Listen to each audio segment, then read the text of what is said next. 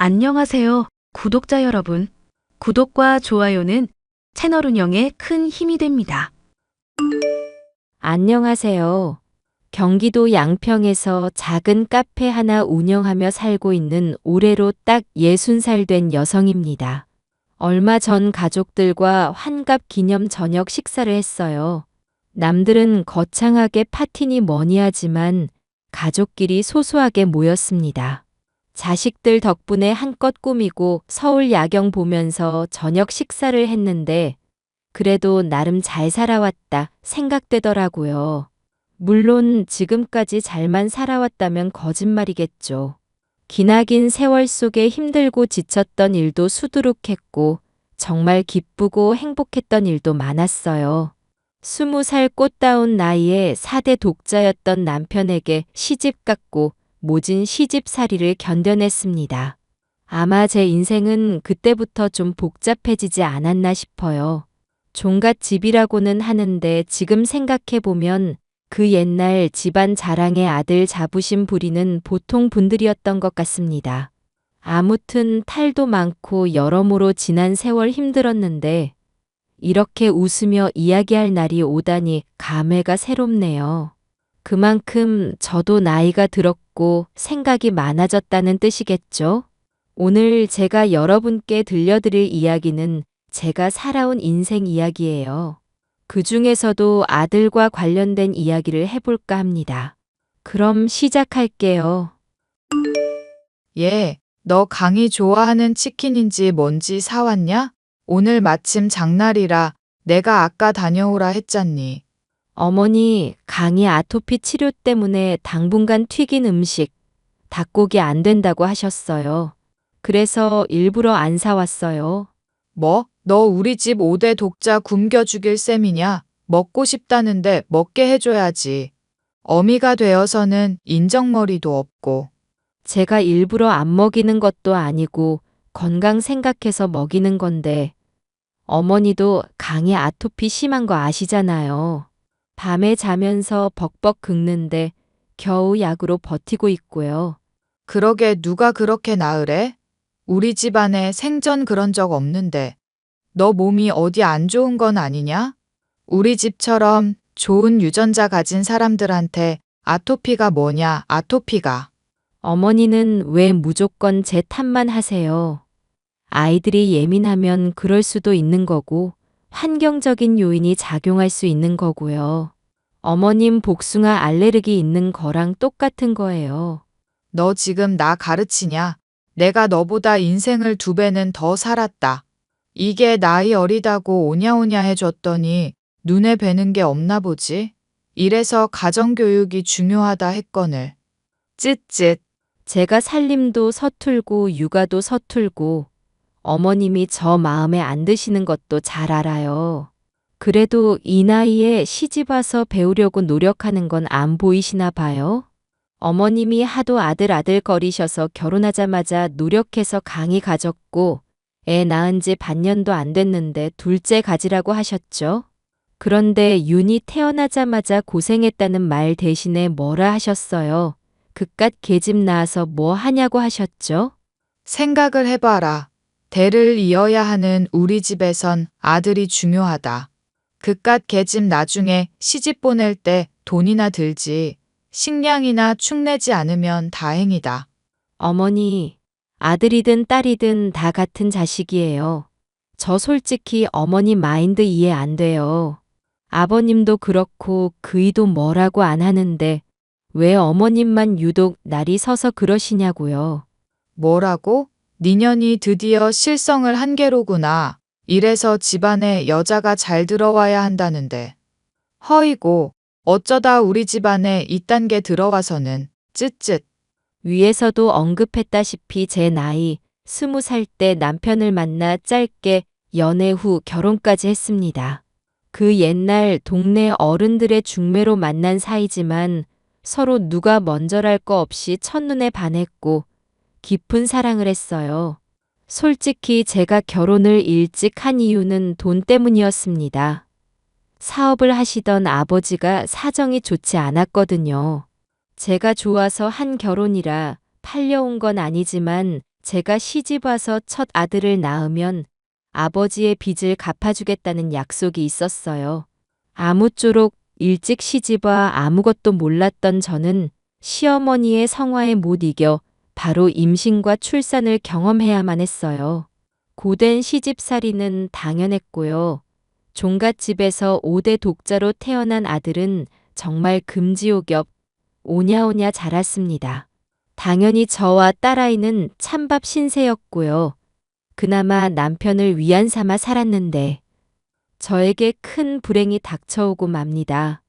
바로 아이들이 초등학교에 입학하기 전 남편이 갑작스레 사고로 사망하면서 그 희망도 없어졌거든요. 남편이 물려준 재산이 1억 정도 됐는데 시어머니는 꼴도 보기 싫다며 돈 갖고 꺼지라고 폭언하셨고 아이들과 함께 저를 내쫓으셨어요. 따뜻하게 몸을 늘 집은 있어야 해서 방 2칸짜리 반 지하집을 전세로 얻고 조그마한 가게를 운영하며 살았죠.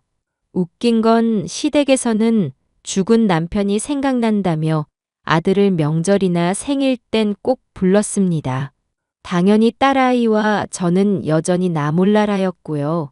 그렇게 오냐오냐 키워진 아들은 매번 사고 치고 다니기 일쑤였고 항상 뒷수습은 제가 아니면 시댁에서 해결해야 했어요. 강희야, 너 언제 정신 차릴래? 이제 대학도 졸업했으니 취업해야지. 언제까지 집에서 백수로 놀 거야? 엄마, 대학 나왔으면 됐잖아. 그럼 나도 이제 좀 쉬어도 되는 거 아니야? 그렇게 원해서 대학까지 갔으면 이젠 좀 쉬게 해줘.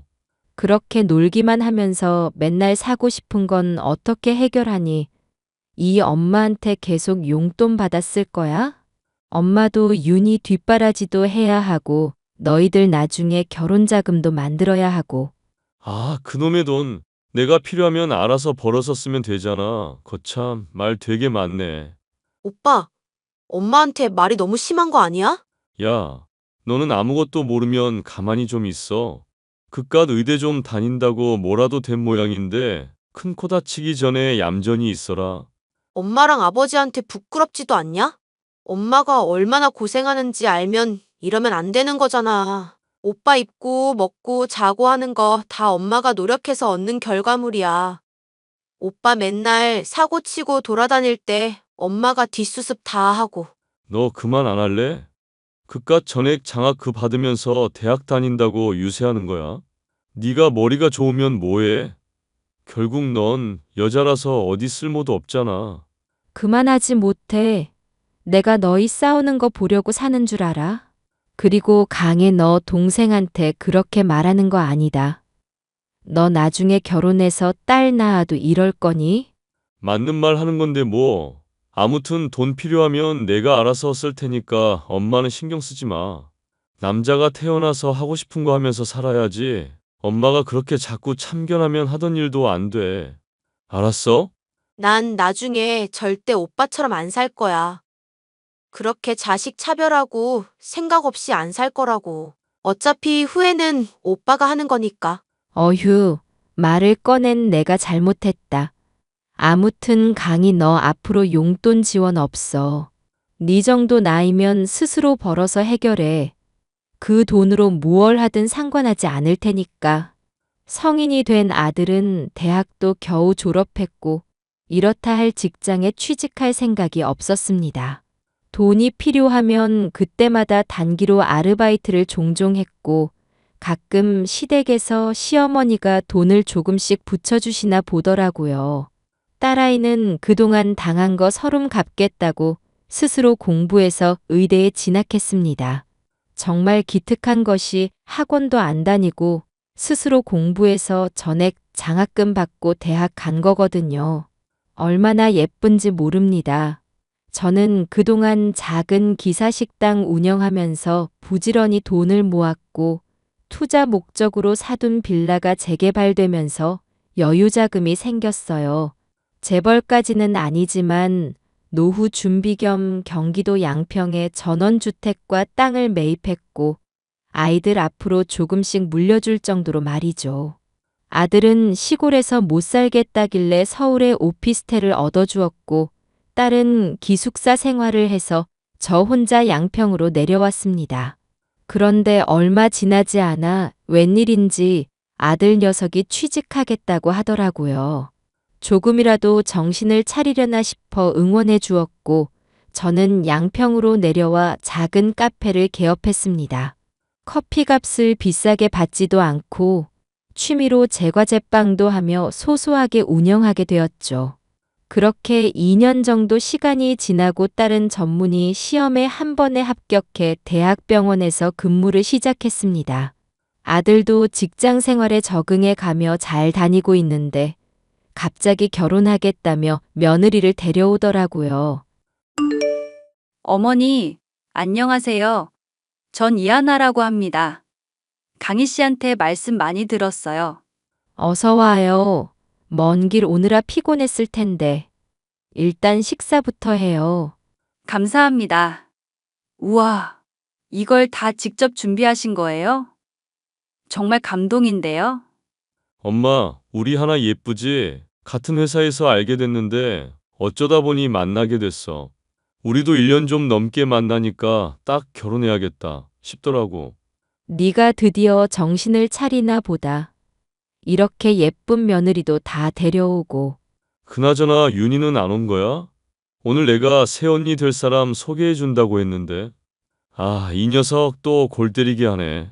아주 기본적인 예의를 밥 말아 드셨어. 워낙 환자가 많으니 별 수 있니? 수술도 해야 하고 응급 상황이 많다는데 이해해야지. 꼭 오늘이 아니더라도 너희들이 서울에 살면서 보고 싶으면 연락해서 만나면 되는 일이다. 그나저나 세아가 우리 딸이 일부러 안 온 건 아니니 이해해 주렴. 그럼요. 저 이해합니다. 그렇게 속 좁은 여자 아니라고요. 그나저나 의사면 돈 좀 벌겠네요? 어머니는 어쩜 이렇게 자식 농사를 잘 지으셨대요? 허허, 아무튼 식사부터 하자꾸나. 나는 너희가 좋다고 하니 반대할 생각은 없다. 어떤 식으로 결혼 준비해 나갈 건지 그것만 말해라. 뭐, 남들처럼 비슷한 예식장 잡고 집도 얻고 해야지.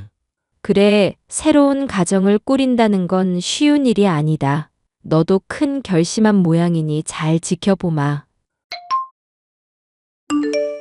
너희들 이번 명절엔 어떻게 할 거니?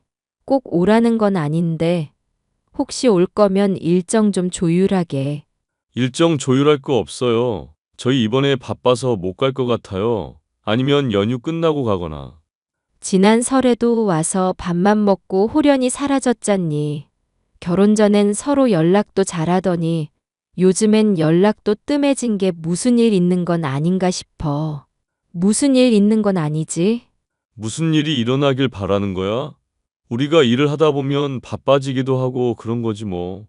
이왕 연락한 거, 나 뭐 하나만 부탁할게. 뭔데 그러니 말해봐라. 어머니, 제가 말씀드릴게요. 사실 저희 곱창집 개업할 거예요. 요즘 곱창 막창 유행인 거 아시죠? 잘 알지. 근데 너희가 음식 장사를 해보겠다고? 다시 한번 진지하게 생각해봐라. 아, 엄마도 카페 하는데 무슨 상관이야? 우리가 이까짓 거 못할 리 없잖아. 이건 절대 망할 수 없는 구조라고.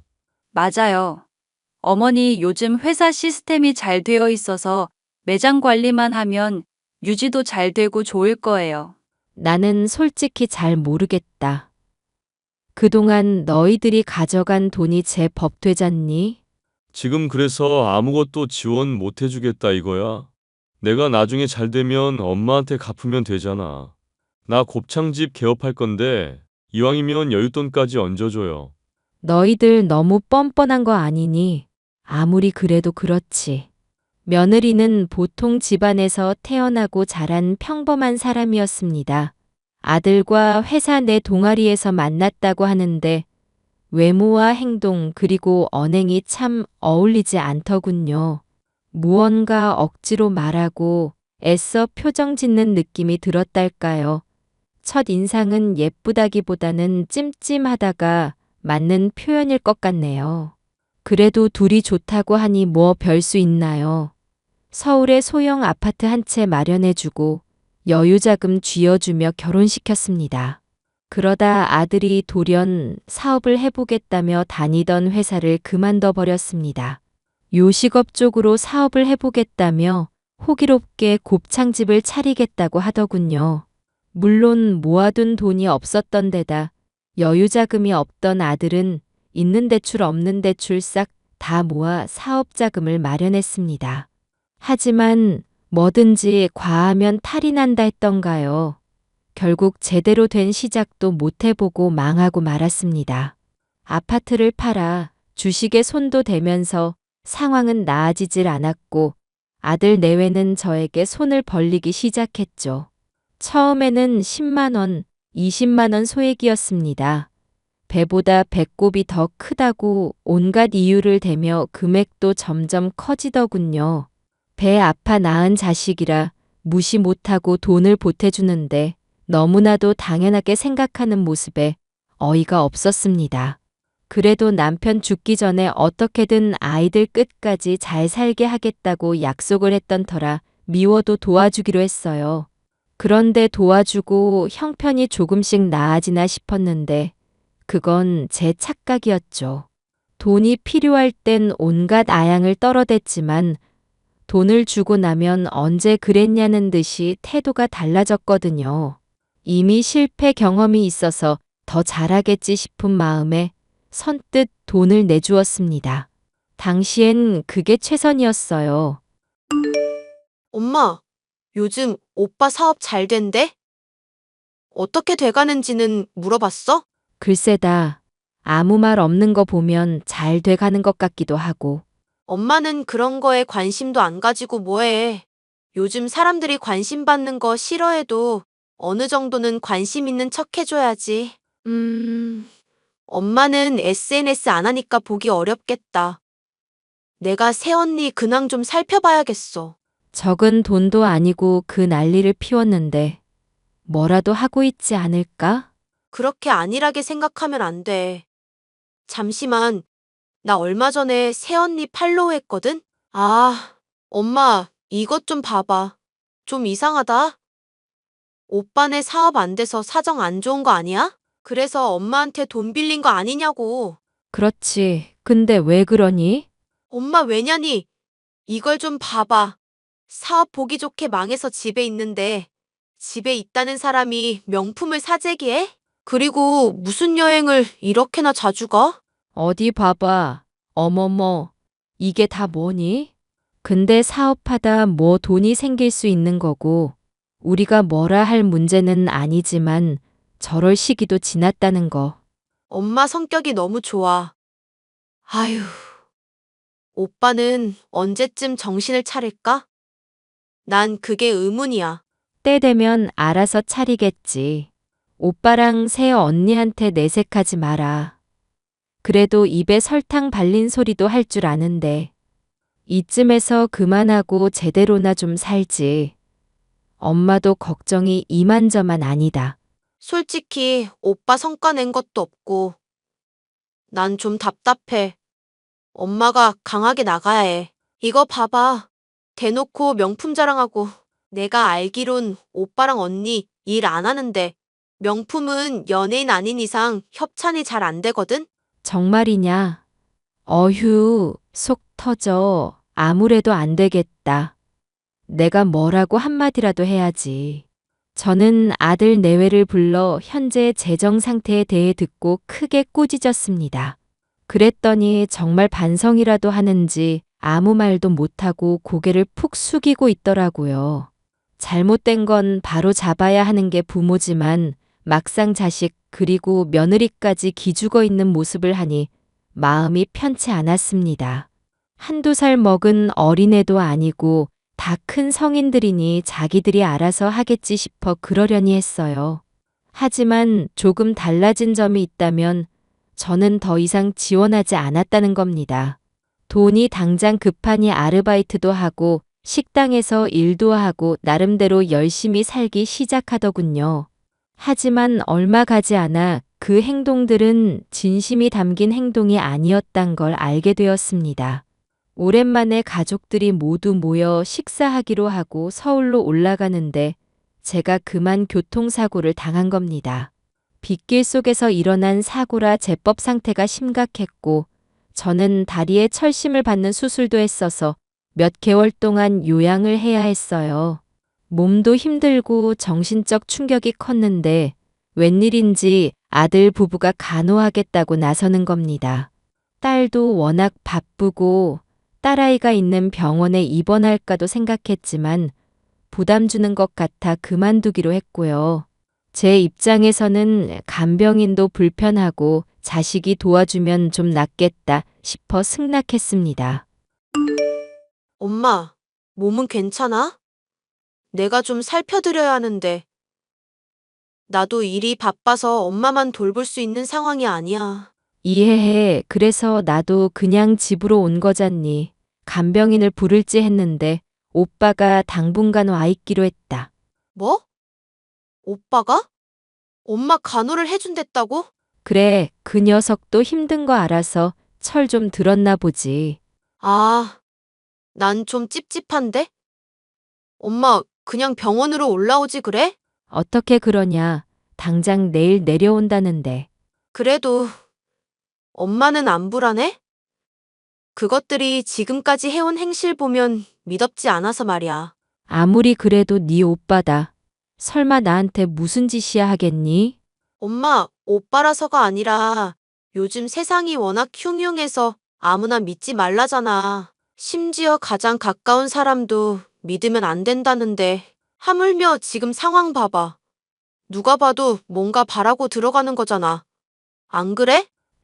그런가. 그럼 어떻게 해야 하니? 당장 말을 바꿀 수도 없고, 간병인을 새로 고용하자면 또 이리저리 알아봐야 하고, 엄마, 그럼 내가 홈캠 달아줄게. 엄마랑 나 말고는 아무도 몰라야 해. CCTV 같은 거라 생각하면 돼. 내가 실시간으로 볼 수 있게 해둘 테니까 웬만하면 오빠네랑 같이 있을 땐 카메라 잘 보이는 데 있어. 알겠지? 나중에 알면 오빠가 기분 나빠하지 않을까? 지금 그런 거 걱정할 상황이 아니야. 내가 느낌이 안 좋아서 그래. 내가 매일 들여다보면 마음이 놓이겠는데. 정 아니다 싶으면 내가 모실 테니까 일단 그렇게 하기로 한 거 좀 지켜봐요. 알겠다. 무슨 일 있으면 바로 연락할게. 딸아이는 저와 다른 마음이었는지 불안하다며 집에 홈캠이라는 것을 설치해 주더군요. 물론 아들 부부 모르게요. 근데 사실 저도 좀 찝찝했습니다. 집에서 음식을 해준다며 한참을 주방에 있는데 냄새도 이상하고 청소도 그렇고 모든 집안일이 하나도 마음에 안 들었고 간호를 받는다는 느낌보다는 제가 걷어주는 느낌이었죠. 정말 딸아이 말대로 모든 행동이 미심쩍기 시작했어요. 그러던 어느 날 제가 일찍 잠에 들고 목이 말라 밤에 깼는데 거실에 나가려다 멈칫할 수밖에 없었습니다. 아들 내외가 하는 이야기를 듣고 충격을 받았거든요. 모든 대화를 녹음하고 숨죽여 있었습니다. 아, 간만에 마시는 맥주네. 엄마가 일찍 자서 다행이야. 그나저나 자기야. 어머니는 상태가 많이 심각한 건가? 팔다리에 철심 받고 재활도 하셔야 한데 목숨이 위협당할 정도는 아니지. 사고 땐 좀 달랐겠지만 솔직히 우리 엄마라 이런 말 하기 뭐한데. 나 엄마한테 실망도 많이 하고 스트레스도 많이 받아. 우리 할머니 돌아가시면서 집안 다 거덜나고 나 엄마한테 미운 털 박히면 안 되는데 솔직히 재산도 탐나고. 어머니 재산이 그렇게 많으셔? 우리가 알던 거랑 좀 차이가 있나 보지? 내가 지난번에 무슨 문서를 봤는데 글쎄 강남에 5층짜리 건물도 있더라. 대충 주소 보니까 사거리에 카페랑 생활용품점 있는 자리 알지? 그 부근이더라고. 크크. 이야, 어머니 부자네. 지금 살고 계신 집도 10몇억 할 텐데. 땅까지 하면 더 어마어마할 거고. 그러니까 내 말이 그거 다 팔아서 현금으로 만들면 돈다발이 몇 개야? 안 그래도 내가 사망보험 들어놨어. 어머님 돌아가시면 보험금 7억이야. 지금 나 새벽 알바하는 것도 보험료 때문이잖아. 그거 돈 내느라 짜증나 죽겠어. 고사라도 지내야지 안 되겠네. 나 티 안 내느라 정말 힘들다. 나도 솔직히 우리 엄마 빨리 죽었으면 해. 나이 든 노인네 더 이상 우리 고생 안 시켰으면 한다. 저는 그 둘의 대화를 듣는 내내 충격을 받았습니다. 너무나 기가 막혀 눈물도 안 나오더라고요. 그렇게 며칠 동안 아무렇지 않게 행동했고 어떻게 풀어나가야 할지 심각한 고민에 빠지게 되었습니다. 그런데 말이죠. 혼자 전전긍긍하는데 아들 내외가 잠잠하다 싶더니 대형 사고를 치고 말았어요. 바로 음주운전을 했고 상대방이 심하게 다친 건 아니지만 시비가 붙어 경찰서에 잡혀갔고 수사 중이라는 겁니다. 보험사나 경찰의 말을 들어도 아들이 100% 잘못한 거라 빼도 박도 못한다고 하더라고요.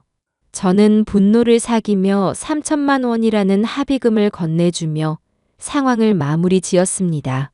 술에 취해 감정 조절도 못하고 한참을 소리치던 아들은 늦은 오후가 되어서야 정신을 차렸습니다. 하지만 아직 술이 덜 깼는지 저를 보더니 해서는 안 될 말을 짓거리더라고요. 저도 인내심의 한계를 느꼈고 폭발하고 말았습니다. 엄마, 어제 경찰서에서 나 데리고 온 게 엄마야? 그래, 새아가는 몸이 쑤신다며 병원에 입원했고 택시 기사 도움받아서 너 겨우 옮긴 거야. 너는 도대체 무슨 술을 그렇게 마신 거야? 이거 합의금, 벌금 안 냈으면 너 감옥 가는 거였어. 가정도 있는 애가 도대체 무슨 생각으로 그래? 아, 잔소리 좀 그만해. 사람이 살다 보면 실수할 수 있는 거지. 가뜩이나 면허 취소 당해서 짜증나는데 엄마까지 나한테 이럴래? 엄마니까 너한테 이런 잔소리를 하는 거야. 내가 아니면 누가 너한테 이런 말을 해주니? 어려서 사고치고 나이 들어서도 사고치면 평생 그런 거 뒷감당 어떻게 하려고 그래? 엄마가 해주면 되잖아. 엄마 돈 많으니까 대충 입마가 주고 그러면 되지. 돈도 많은 양반이 뭐가 문제야. 그리고 엄마, 이제 돌아가실 때 안 됐어? 노인네가 얼마나 길게 살려고 그래? 너 아직 술 덜 깼니? 아무리 그래도 그렇지 엄마한테 그게 할 소리냐? 너 정말 정신 안 차릴래? 하늘에 있는 네 아버지가 보면 경을 치실 거다. 우리 엄마 또 하늘 타령하시네? 그놈의 똥꼬집은.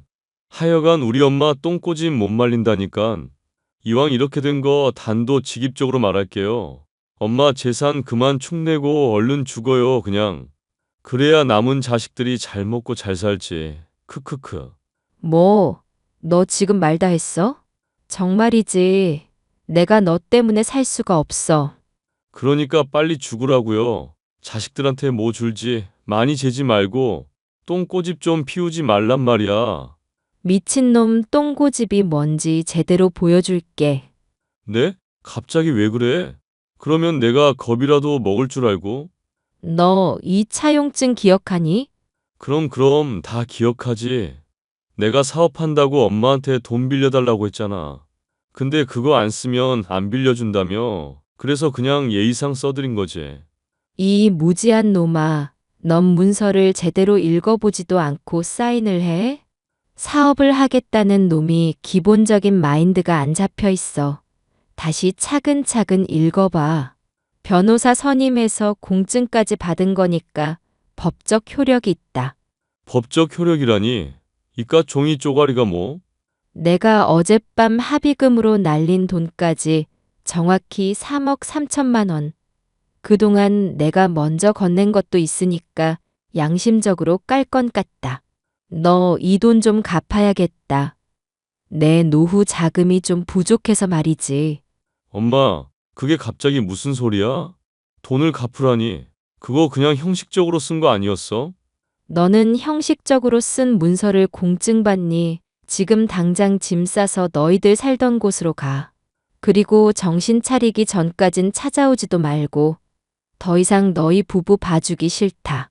내가 내 손으로 자식 망쳐놨으니 고치기도 해야겠지.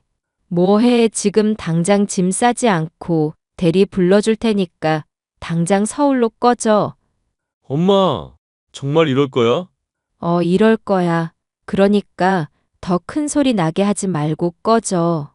가서 네 마누라한테 술깨게 설탕물 타달라 그러고 냉수 한 잔 마시고 뭐가 잘못됐는지 생각해 봐라. 그리고 합의금. 그것도 그냥 갚아준 거 아니야. 다 너희들이 갚아야 할 빚이야. 착각하지 마. 저는 아들 부부를 집에서 쫓아내 버렸습니다. 정말이지 그대로 두었다간 무슨 사달이라도 날 모양이었거든요. 술 기운 때문인지 모르겠으나 제가 눈앞에 있는데도 빨리 죽으라는 둥 막말을 하는 거 보면 이미 제정신이 아니었어요. 아들은 쫓겨나듯이 집을 나섰고 그 뒤로 한참 동안 연락이 없었습니다. 몇 개월의 시간이 흘렀고 한참 날이 무더운 날 아들 녀석이 울면서 저에게 전화를 걸었더군요. 있는 힘껏 앓는 소리를 하길래 저는 카랑카랑한 목소리로 소리쳐 주었습니다. 엄마, 정말 미안해요. 나 한 번만 봐주세요. 제발요. 뭘 말이냐? 뭘 봐줘야 하는데? 엄마, 나 3교대 공장 들어가서 밤낮 없이 일하고 있어요. 엄마한테 돈도 갚아야 하고 반성 많이 하고 있는데 이제 그만 용서 좀 해주면 안 되나? 말이 되는 소리를 해. 너 집 나간 지 이제 반년이다. 반성은 무슨 반성? 어머니, 저희 반성 많이 했어요. 저희가 정말 죽을 죄를 지었습니다. 그러니 제발 노여움 푸시고 용서해 주세요. 쓸데없는 말할 거면 그만해라. 난 너희들 봐줄 생각이 추호도 없어. 엄마, 정말 너무한 거 아니야. 내가 사업만 잘 됐어도 이러지는 않았어. 막말로 내가 돈 많았어도 엄마가 이럴까? 뭐가 문제니? 개고생해서 벌면 뭐해? 아무리 벌어도 돈이 안 벌리는데 엄마 그 돈 어떻게 다 갚냐고. 맞아요. 어머니 너무 힘들어요. 이제 그만 용서해 주세요. 법원에 정식적으로 소송 걸어서 매달 얼마씩 갚아나가게끔 조치할까? 지금 다달이 10만 원, 100만 원 다 다르던데. 너희들 정신 차리려면 아직 멀었다. 내가 내일 법원에 가야겠구나. 아, 아니야 엄마. 죄송해요. 돈 벌기 쉬운 줄 알았니? 돈이 모자라면 폐지라도 주워. 너희가 흥청망청 쓸 땐 좋았지. 캔을 줍던 쓰레기를 줍던 알아서 해. 일자리 구하는 것도 돈을 갚는 것도 너희 몫이야. 그동안 내가 너무 오냐오냐 다 봐줬어. 이젠 너희들이 직접 피부로 느껴봐. 흑흑. 어머니 죄송해요. 저희가 정말 잘못했어요.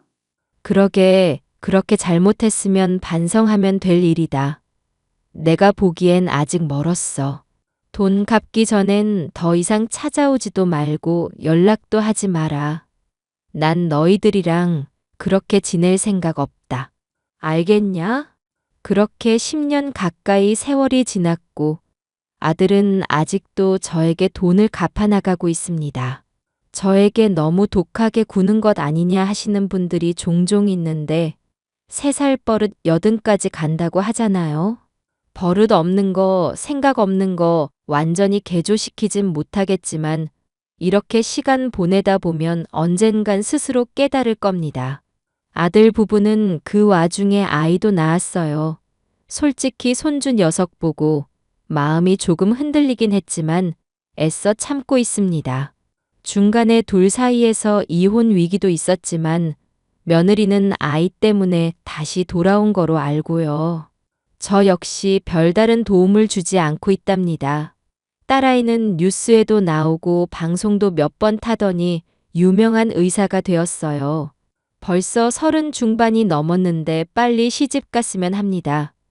아무튼 제 사연은 여기까지입니다. 저는 카페도 운영하고 소소하게 농사를 짓느라 정신없는 노후를 보내고 있어요. 아들 부부와 1년에 한 번 정도 생사 여부 확인하느라 식사 한 번 정도는 하고 살아요. 아들이 정신을 언제 차릴는지는 가늠 못하겠지만 언젠간 깨달으리라 믿고 제 사연 마칩니다. 처음부터 강하게 나갔으면 했던 걸 너무 오냐오냐 키웠던 제 탓도 있었지만 말이죠. 저도 반성하고 지난 날을 되돌아보며 생각 좀 해봐야겠습니다. 제 사연 들어주셔서 감사해요.